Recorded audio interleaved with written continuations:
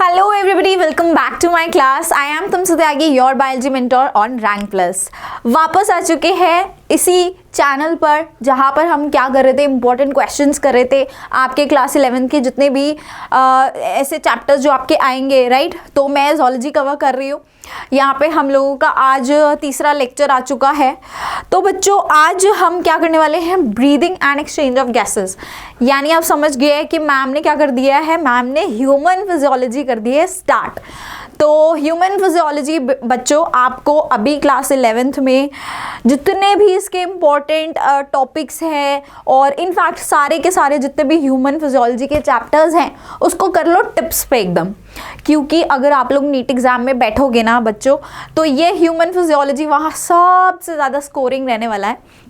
तो plant physiology, human physiology दोनों बहुत स्कोरिंग यूनिट्स रहती है, ठीक है। तो समझ गए हो ना कितना ज़्यादा इंपॉर्टेंट चैप्टर है, कितनी ज़्यादा इंपॉर्टेंट यूनिट मैम ने स्टार्ट कर दी है। तो स्टार्ट करते हैं फटाफट से आज के चैप्टर के साथ, जो कि breathing and exchange of gases. और जितने भी इंपॉर्टेंट टॉपिक्स है इस पर्टिकुलर चैप्टर में सबको आज कवर कर लेंगे, सब कुछ निपटा देंगे, ठीक है। तो क्लास को स्टार्ट करने से पहले आप मिल लो हमारी एंटायर गो टीम से, that is greatest of all teachers, है ना, है कि नहीं, हम ग्रेटेस्ट है कि नहीं। हाँ, वो आपको पता चल जाएगा जब आप डेली डेली हमारे साथ पढ़ाई करोगे और जब आपके सारे कॉन्सेप्ट्स ऐसे क्रिस्प और क्लियर हो जाएंगे, है ना, क्रिस्टल क्लियर हो जाएंगे, तब आपको समझ में ये बात आ जाएगी अच्छे से। और बच्चों आप अगर हमारे साथ यहाँ रैंक प्लस फैमिली के साथ एक लॉन्ग टर्म बॉन्ड चाहते हैं, है ना, शॉर्ट टर्म के लिए आए बस लेक्चर देखा, हाँ मैम को देखा, सर को देखा और चले गए, मतलब आप लोग इंटरेस्टेड नहीं हो क्लासेस में, तो एक अलग बात है। लेकिन अगर आप जेन्युइनली अपने सपनों के लिए, है ना, लेक्चर्स ढूंढ रहे हैं और आप जेन्युइनली आ रहे हैं हमारी क्लासेस में, अटेंड कर रहे हैं डेली बेसिस पे, तो आपको हमारी एंटायर फैमिली के साथ जुड़ना पड़ेगा, क्योंकि आप हमारे साथ जुड़ रहे हैं, आप हमारी रिस्पॉन्सिबिलिटी हैं। तो हमें सिर्फ केवल आपको यहाँ पे लेक्चर नहीं देना, उसके साथ साथ हमें आपको कंप्लीटली तैयार करना है एग्ज़ाम के लिए। तो वो कैसे होगा, वो होगा जब आपके लेक्चर्स के साथ साथ क्या चीज़ें क्लियर होंगी कि आपको वहाँ नोट्स भी मिल रहे हैं, साथ साथ आपको DPPs मिल रहे हैं। तो आप बोलोगे कि मैम वो कैसे, वो हम ऑनलाइन लेक्चर्स में कैसे दें, वो हम आपको इसलिए दे रहे हैं टेलीग्राम चैनल पे। तो रैंक प्लस के साथ टेलीग्राम चैनल पे जुड़ो यार, है ना। इसका लिंक जो है वो डिस्क्रिप्शन बॉक्स में दिया हुआ है।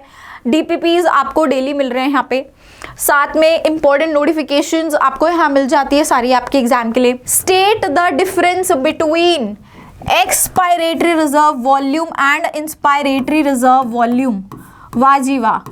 ERV और IRV के बीच में आपको क्या बताना है, डिफरेंस बताना है, ठीक है। तो मैम पहले IRV लिख लेती है और इधर हम लिख लेते हैं ERV, ठीक है बेटा जी। पता है ना क्या है इंस्पायरेटरी रिजर्व वॉल्यूम, यानी कि एडिशनल वॉल्यूम ऑफ एयर जो कोई इंसान ब्रीद कर सकता है, एक एक्स्ट्रा वॉल्यूम ऑफ एयर जो कोई भी इंसान ब्रीद इन कर लेता है, ठीक है। कब, आफ्टर अ फोर्सफुल इंस्पायरेशन, आपने फोर्सफुली इंस्पायर किया, उसके बाद जितनी भी आप मैक्सिमम एयर जो है एडिशनल एयर को आप ब्रीद इन कर सकते हैं, वही क्या होती है आपकी इंस्पायरेटरी रिजर्व वॉल्यूम, ठीक है।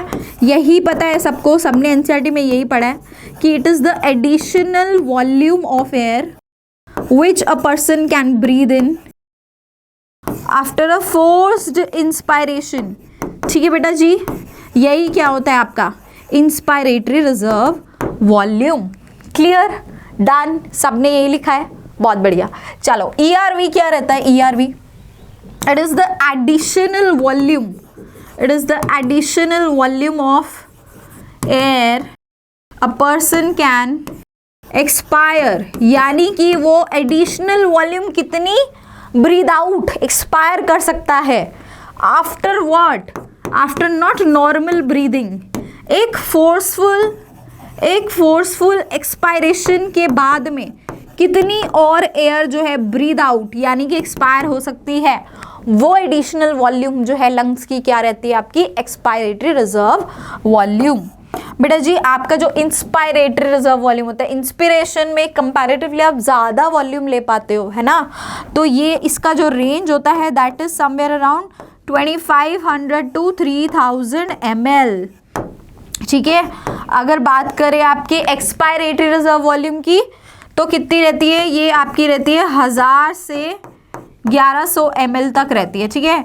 1000 से 1100 ml तक ये वॉल्यूम आपका रहता है। क्लियर है, डन है, सबको समझ में आ रहा है यहाँ पे, चलिए बहुत बढ़िया। नेक्स्ट आ गया है, नेक्स्ट आपका है, देखो जितनी भी ये आपकी वॉल्यूम्स है ना, ठीक है, जितनी भी ये आपकी अलग अलग जो है expiratory reserve volume, IRV, ERV, TV, तो जितनी भी ये वॉल्यूम्स दे रखी है बच्चों, ये सब की सब क्या है, ये बहुत इंपॉर्टेंट है, बहुत इंपॉर्टेंट है। NCERT में आपके यहाँ से देखो डायरेक्ट क्वेश्चंस बनते हैं अगर आप स्कूल एग्जाम देंगे, उसके अलावा जब नीट में बैठोगे ना तो वहाँ पे भी इस पोर्शन से बहुत क्वेश्चंस आते हैं, घुमा फिरा के अलग अलग ऑप्शंस बना देंगे कंफ्यूज करने के लिए, है ना, समझ गए। तो आपको बेसिक्स अपने याद रखने और तैयार रहना है बस इसको करने के लिए, सिंपल सी चीज़ है। वाइटल कैपेसिटी और टोटल लंग कैपेसिटी में आपको क्या करना है, डिफरेंशिएट, ठीक है। टोटल लंग कैपेसिटी और वाइटल कैपेसिटी में क्या करना है, डिफरेंशिएट, तो कर देते हैं फटाफट से बिना टाइम वेस्ट के। वाइटल कैपेसिटी क्या होती है बच्चों, वाइटल कैपेसिटी वो आपकी basically it is the maximum amount of air, कितनी अमाउंट ऑफ एयर जो है कोई भी इंसान ब्रीद इन कर सकता है, a person can breathe in, ठीक है, a person can breathe in after a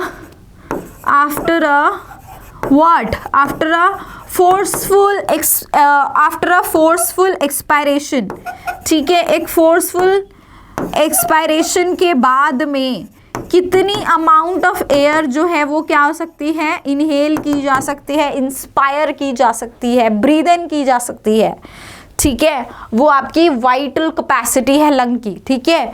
तो इसका मतलब टोटल कैपेसिटी क्या हो गया कि बेटा जी ये तो है ही आपका, मतलब इतनी वॉल्यूम ऑफ एयर कोई बंदा फोर्स्ड एक्सपिरेशन के बाद ले रहा है, ठीक है, उसके बाद लंग्स कभी भी खाली नहीं रहते ना, वहाँ पे कुछ ना कुछ रेजिडुअल वॉल्यूम रहता है, पढ़ा है ना आपने आरवी के बारे में, क्योंकि लंग्स में अगर हवा ही नहीं होगी तो लंग्स तो कोलैप्स कर जाएंगे, है कि नहीं, ठीक है। तो यही रेजिडुअल वॉल्यूम के साथ में जो ये वाला आपका अलग से मैक्सिमम अमाउंट ऑफ एयर जो कोई भी इंसान ले रहा है ना आफ्टर अ फोर्सफुल एक्सपिरेशन, यही आपकी टोटल लंग की कैपेसिटी रहती है कि इतना केपेबल है लंग्स जो है, इतनी हवा को अपने अंदर अकोमोडेट कर सकता है, ठीक है।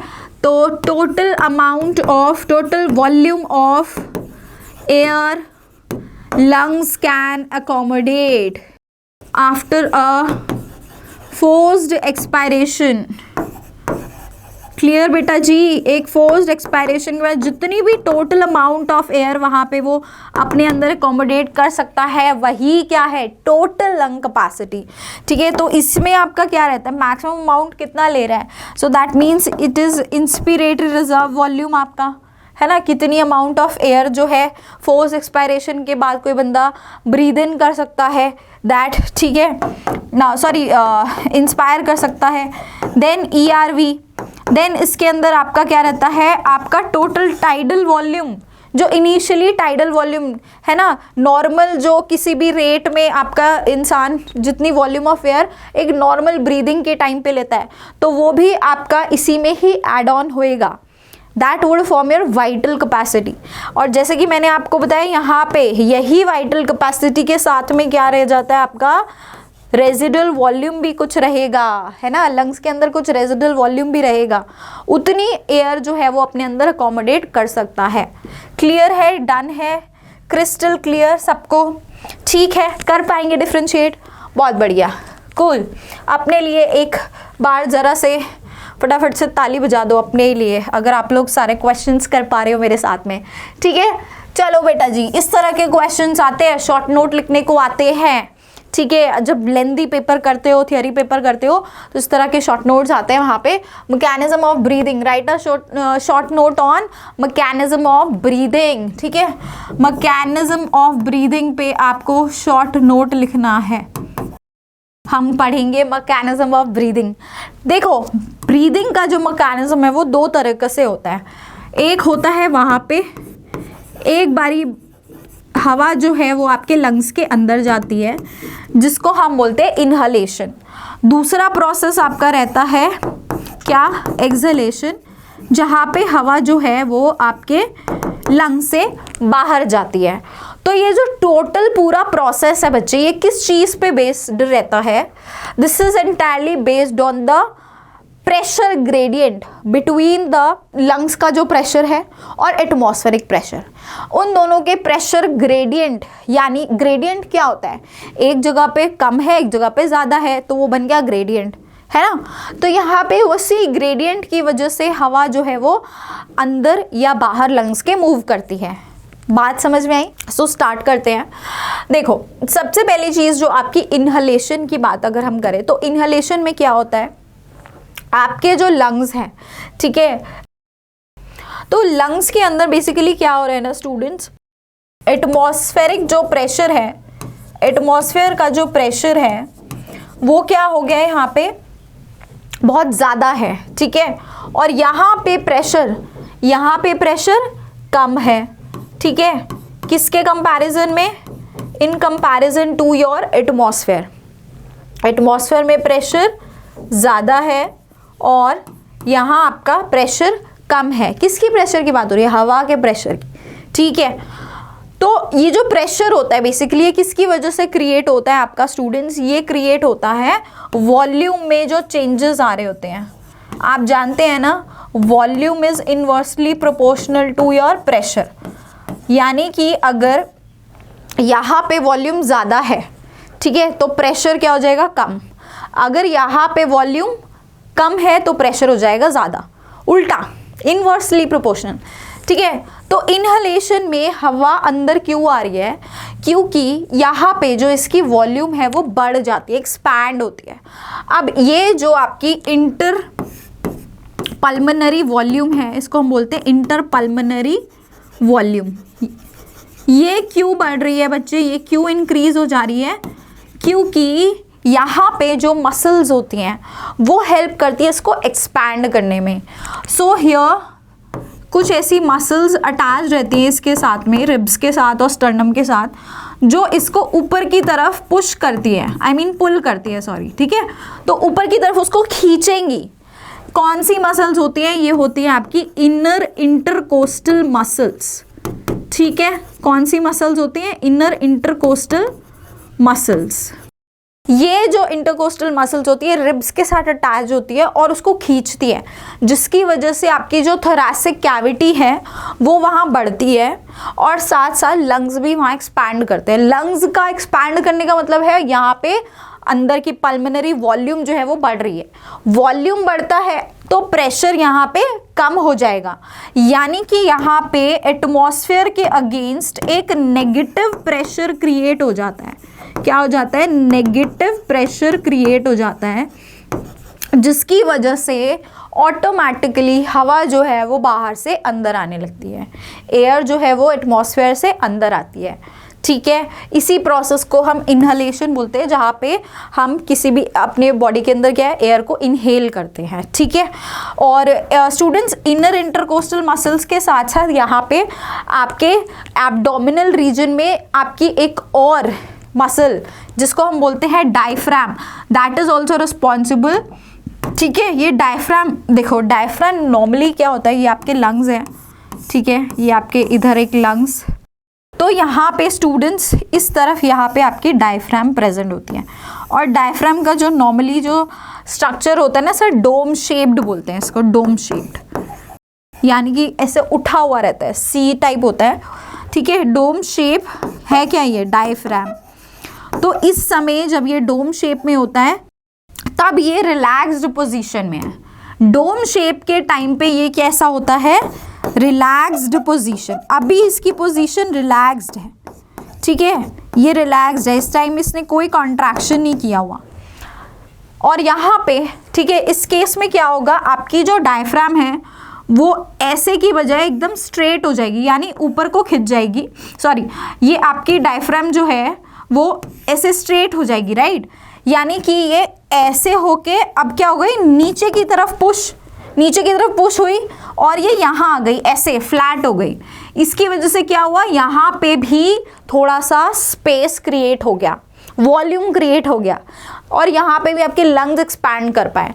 तो आपके डायफ्राम और इंटरकोस्टल मसल्स दोनों मिलके क्या करते हैं, आप वहाँ पे थोरैसिक कैविटी को बढ़ाते हैं।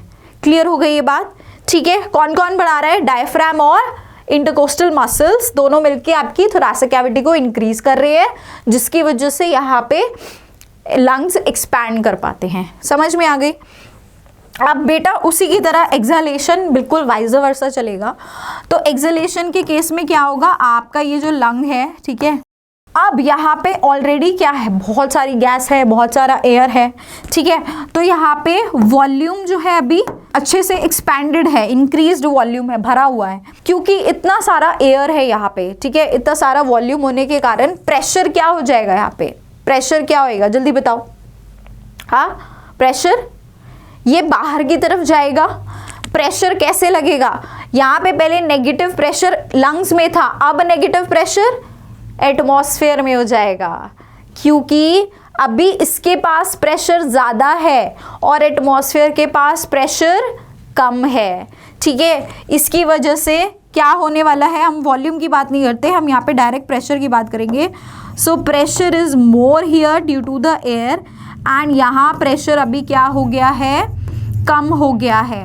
एटमॉस्फेरिक प्रेशर इज देखो अगर मैं बात करूँ, इतना बड़ा एटमॉस्फेयर है, ऑब्वियसली वहाँ पे प्रेशर ज़्यादा है, लेकिन यहाँ पे बात हो रही है in comparison to lungs in outer atmosphere, ठीक है।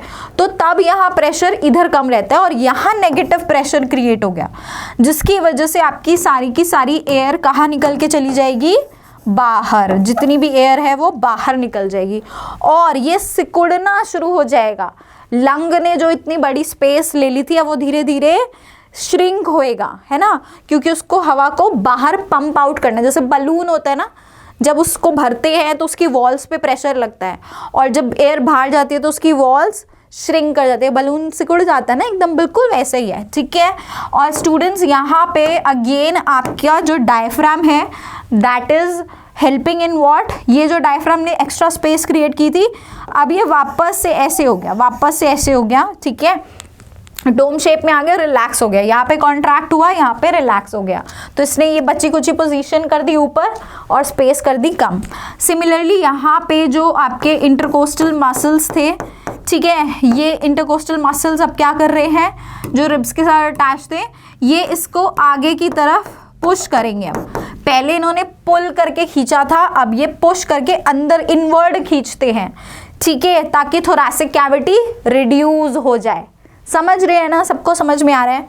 एंड ये कौन से वाले आपके इंटरकोस्टल मसल्स होते हैं, these are your external intercostal muscles, ठीक है बेटा।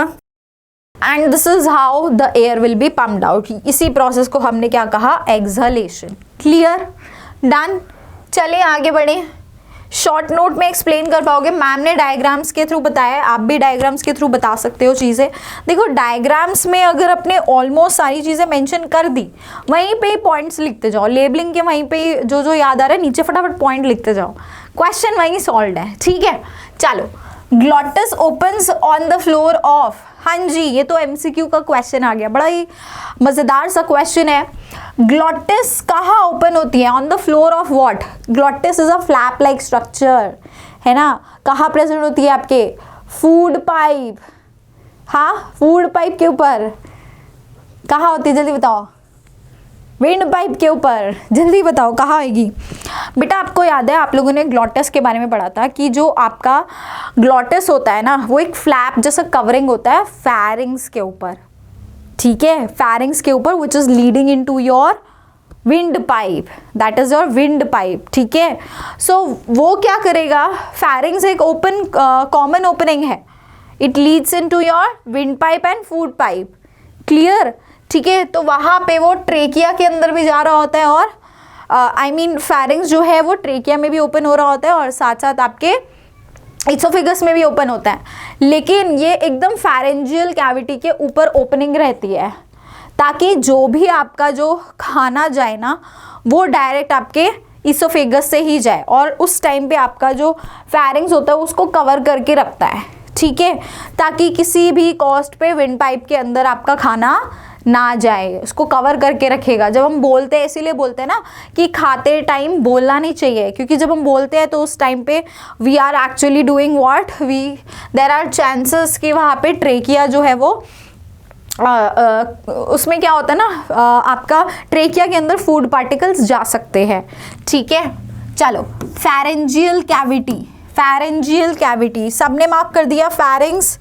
फेरिंग्स भी आएगा तो भी आप यही मार्क करेंगे, pharyngeal cavity is the right answer. चलो next question, what are the major transport mechanisms of CO2, explain. Major transport mechanisms क्या क्या है आपके कार्बन डाइऑक्साइड के। सबसे पहले बेटा जी आप जानते हो, it travels in the form of carb amino haemoglobin. कहाँ पे, इन RBCs, ठीक है, RBCs में वो क्या करता है, हीमोग्लोबिन के साथ, ट्रांसपोर्टेड बाय हीमोग्लोबिन, ठीक है, हीमोग्लोबिन के साथ कंबाइन करता है और क्या बना देता है, forms carb amino haemoglobin, carb amino haemoglobin, yes और नो। और स्टूडेंट्स आप जानते होंगे कि ये जो हीमोग्लोबिन होता है, ठीक है, ये इसके साथ कार्बन डाइऑक्साइड कब एसोसिएट होता है, जब आपका वहाँ पे देखो दो फैक्टर्स इन्वॉल्व रहते हैं, partial pressure of carbon dioxide and partial pressure of oxygen, दोनों ही रिस्पॉन्सिबल रहते हैं, ठीक है। अगर तो पार्शियल प्रेशर आपका कार्बन डाइऑक्साइड का क्या होने वाला है, ज़्यादा होने वाला है, ठीक है, तो उस केस में, एंड साथ में partial pressure of oxygen is also less, तो उस केस में क्या होगा, एसोसिएशन होगा, बाइंडिंग बढ़ेगी, ठीक है, बाइंडिंग बढ़ेगी, binding of CO2 with haemoglobin will increase, ठीक है। लेकिन अगर यही पार्शियल प्रेशर कार्बन डाइऑक्साइड का कम होता है तो उस केस में क्या होगा स्टूडेंट्स आपका, और साथ में ऑक्सीजन का पार्शियल प्रेशर ज़्यादा है, तो वहाँ पे कार्बन डाइऑक्साइड डिसोशिएट होना शुरू हो जाएगा। क्लियर हो गई ये बात, ठीक है। तो ये दो फैक्टर्स होते हैं जो कि रिस्पॉन्सिबल रहते हैं for the formation of this compound carb amino haemoglobin. और इसमें बेटा ये 20 से 25% जो आपका ट्रांसपोर्टेशन होता है कार्बन डाइऑक्साइड का, वो इसी फॉर्म में होता है, कार्ब अमीनो हीमोग्लोबिन की फॉर्म में। क्लियर, डन, ठीक है। चलो वेरी गुड। दूसरा तरीका क्या होता है, इन प्लाज्मा, प्लाज्मा में करता है ना ट्रैवल, कैसे, डिसॉल्व्ड फॉर्म में, डिसॉल्व्ड फॉर्म में, यस, डिसॉल्व फॉर्म में करता है। तो स्टूडेंट्स आपको पता ही होगा कि CO2 जो है वो वाटर के साथ मिलके क्या बना लेते हैं, आपके कार्बोनिक एसिड बना लेते हैं, H2CO3 कार्बोनिक एसिड, ठीक है। In the presence of which enzyme, carbonic anhydrase enzyme, ठीक है, ये आपका प्रेजेंट रहता है वहाँ पे, and this is carrying out catalyzing this reaction, this enzyme is very very important। और इसी फॉर्म में अराउंड 7% आपका कार्बन डाइऑक्साइड जो है वो ट्रैवल होगा, ठीक है। थर्ड क्या, और क्या तरीका होता है, mostly 70% of carbon dioxide travels in which form, transported in the form of bicarbonates, transport होता है। अगेन आप लोग जानते हो कि फर्दर ये रिएक्शन आगे कैटेलाइज होती है, कैटाबॉलिक रिएक्शन होती है, जहाँ पे H2CO3 जितना भी आपका कार्बोनिक एसिड है उसका ब्रेक डाउन हो जाता है और आपका वहाँ से बाइकार्बोनेट्स फॉर्म हो जाते हैं, ठीक है, बाइकार्बोनेट्स फॉर्म हो जाते हैं। तो मोस्टली आपका इसी बाइकार्बोनेट फॉर्म में कार्बन डाइऑक्साइड इज ट्रांसपोर्टेड। दोनों ही रिएक्शन आपके कार्बोनिक एनहाइड्रेज एंजाइम कैटेलाइज करेंगे, ठीक है, डन है। चलो यही आपको पूरा कंप्लीटली इसमें बताना है। नेक्स्ट क्वेश्चन आ रहा है, what is the role of neural system in controlling respiration. Respiration को कंट्रोल करने के लिए न्यूरल सिस्टम का वहाँ क्या रोल रहता है। देखो बहुत इंपॉर्टेंट रोल रहता है। There is a respiratory rhythm centre जो कि पूरा का पूरा आपका रेस्पिरेशन को कंट्रोल कर रहा होता है, ठीक है, रेस्पिरेटरी रिदम सेंटर। और ये कहाँ लोकेटेड होता है? It is located where? In your medulla, ठीक है, ब्रेन के मेड्यूला पार्ट में प्रेजेंट होता है। सुना है ना सबने? हाँ, सबको पता है ना? तो रेस्पिरेटरी रिदम सेंटर ये मेनली यही रेगुलेट करता है, mainly responsible for regulation, obviously respiration की बात हो रही है तो। एंड इसके साथ साथ there is one more centre, इसके साथ साथ एक और सेंटर है जिसको हम बोलते हैं न्यूमोटैक्सिक सेंटर। ये प्रेजेंट होता है आपका पॉन्स रीजन में, ठीक है, पॉन्स रीजन में प्रेजेंट है ये। और इसका काम क्या है? न्यूमोटैक्सिक सेंटर का काम क्या होता है कि ये एक तो इसको मॉडरेट करता है, रेस्पिरेटरी रिदम सेंटर को, और साथ साथ इसका काम है to reduce the inspiratory volume, inspiratory volume को रिड्यूस करके आपके रेस्पिरेटरी रेट को ऑल्टर कर देता है, यानी आपके कंप्लीटली रेस्पिरेटरी रेट को चेंज कर देता है, ठीक है। कैसे? By reducing this inspiratory volume. Clear? इसके अलावा देखो बच्चे, आपके रेस्पिरेटरी रिदम सेंटर के जस्ट एडजेसेंट में क्या रहता है? एक और सेंटर रहता है जिसको हम बोलते हैं कीमोसेंसिटिव एरिया। क्या है ये? कीमोसेंसिटिव एरिया है, जो कि किससे सेंसिटिव है? It is sensitive to what? आपके H+ आयंस और कार्बन डाइऑक्साइड की कॉन्सेंट्रेशन। जैसे ही H+ और CO2 बढ़ जाते हैं, इनकी कॉन्सेंट्रेशन बढ़ जाती है, ये क्या करेगा? ये एक्टिवेट हो जाएगा, ठीक है, ये जाके इसको क्या कर देता है? एक्टिवेट कर देता है। And further what will happen? This chemosensitive area will trigger this respiratory rhythm centre, कि उससे एक बेसिकली ये फीडबैक मैकेनिज्म है।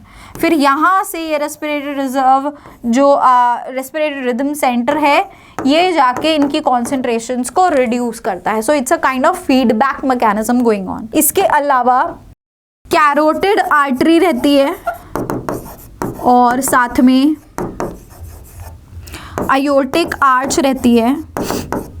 ये दोनों भी क्या होते हैं? These are also sensitive to H+ and CO2 concentrations, ठीक है। H+ और CO2 की कॉन्सेंट्रेशन जैसे यहाँ भी बढ़ेगी, ये भी जाके इसको ट्रिगर करेगा, ठीक है, to lower it down.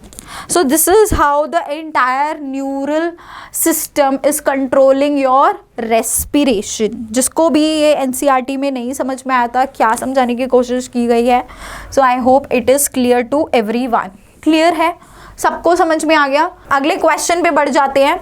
The incidence of emphysema which is a respiratory disorder is very high in cigarette smokers. जो सिगरेट स्मोकर्स होते हैं उनके अंदर ये वाला जो रेस्पिरेटरी डिसऑर्डर रहता है एम्फाइसेमा का, इट इज़ वेरी हाई। क्यों? क्योंकि वहाँ पे क्या होता है आप जानते हैं ना, एम्फाइसेमा के केस में क्या होता है? एग्जैक्टली एल्वियोलर वॉल डैमेज होती है। दिख गया मेरे को तो, दूर से दिखाई दे गया, ठीक है। आपने सबने पढ़ा है एम्फाइसेमा में क्या हो रहा है कि आपकी एल्वियोलर वॉल डैमेज हो जाती है, wall is damaged. Clear? Obviously ये आपका ज़्यादातर जितने भी जो स्मोकर्स होते हैं उन्हीं के केस में देखने को मिलता है, क्योंकि इतना ज़्यादा स्मोक करने के कारण धीरे धीरे आपने देखा है उनकी लंग्स की क्या हालत हो जाती है। तो आपकी जितने भी एल्वेलाई के वॉल्स हैं वो वहाँ पे क्या होने लगते हैं? डैमेज होने लगते हैं, और धीरे धीरे सच individuals lose the respiratory surface. बचता ही नहीं रेस्पिरेटरी सरफेस। एल्वेलाई के मेम्ब्रेन से ही तो रेस्पिरेशन होता है, एल्वेलाई की मेम्ब्रेन से नहीं बची तो रेस्पिरेटरी सरफेस ख़त्म। कर लो फिर रेस्पिरेशन कहाँ से करोगे? उड़ाओ धुएं, छल्ले बनाते हैं तब तो है ना, फिर बाद में रोते हैं कि हमारा लंग्स तो गए। तो बेटा भगवान ने जब इतने प्यारे प्यारे ऑर्गन्स हमारी बॉडी के अंदर डाले हैं और हमारा पूरा शरीर उन सभी, देखो आपने बायोलॉजी पढ़ लिया, आप पूरी ह्यूमन फिजियो पढ़ रहे हैं मैम के साथ, आपने पढ़ी भी होगी। तो आप जानते हैं ना हर एक ऑर्गन, हर एक टिश्यू, हर एक सेल की इतनी इंपॉर्टेंस है। आप पूरा का पूरा ऑर्गन को करने में तुले हुए हैं, तो मेरे को नहीं लगता कि फिर बॉडी हमारा साथ नहीं देगी। बॉडी क्यों देगी जब हम बॉडी की केयर नहीं कर सकते? तो चलो वाइटल कैपेसिटी हम लोगों ने कर लिया था ना। हाँ, तो वाइटल कैपेसिटी मैंने पहले भी बताया था, ये मैक्सिमम वॉल्यूम ऑफ एयर रहती है a person can breathe in after a forced expiration. ठीक है बेटा, डन है। नाउ इसके बाद यहाँ पे बताया है व्हाट इज इट्स सिग्निफिकेंस। क्या सिग्निफिकेंस है वाइटल कैपेसिटी की? तो ये है कि मैक्सिमम अमाउंट ऑफ एयर जितनी जा रही है, यानी कि सिग्निफिकेंस क्या है वाइटल कैपेसिटी का, कि हम वहाँ पे fresh air, it increases the fresh air that we breathe in, right. और जितनी भी खराब जो अंदर से बैड एयर है, फाउल एयर है, वो वहाँ से निकल जाए and is exhaled out obviously.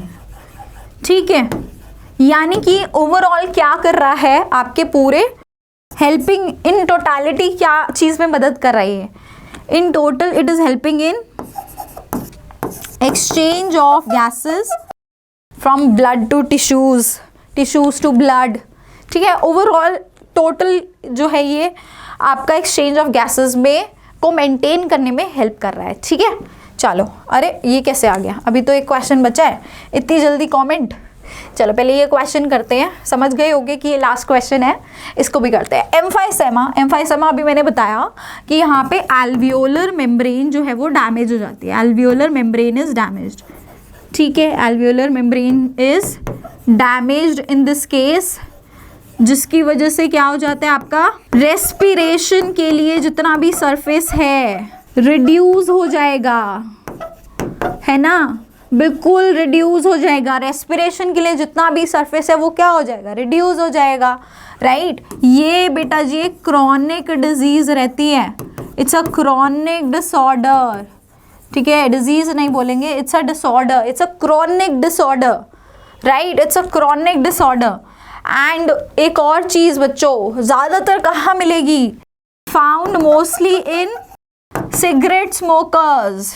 ठीक है, ज़्यादातर जो धुएं उड़ाते हैं उन्हीं के अंदर ये प्रॉब्लम देखने को मिलती है। ठीक है, समझ गए ना क्यों? क्योंकि वो लोग क्या कर रहे हैं, अपने एल्वियोलर मेम्ब्रेन को डैमेज कर रहे हैं धीरे धीरे। क्लियर है, डन है, आया सबको समझ में? सो आज हमने मोटे मोटे सारे इंपॉर्टेंट टॉपिक्स कवर कर लिए इन क्वेश्चंस के थ्रू। समझ आ गया क्वेश्चन किस तरह से आते हैं, किस तरह से आंसर्स देने हैं, सारे इंपॉर्टेंट कॉन्सेप्ट्स निपटा दिए हमने चैप्टर के। तो इसी तरह अब हम मिलेंगे अगली क्लास में। ठीक है, तब तक अगर आपको कुछ भी ऐसा लग रहा हो ना कि मैम अभी भी कुछ डाउट रह गया, तो कमेंट सेक्शन में बताना। ठीक है, कमेंट सेक्शन में कमेंट करके बताना, और टेलीग्राम को ज़रूर ज्वाइन कर लेना बच्चों। एंड या thank you so much for attending my class, that was all for today. मिलेंगे अगली क्लास में, तब तक टेक केयर, बाय बाय।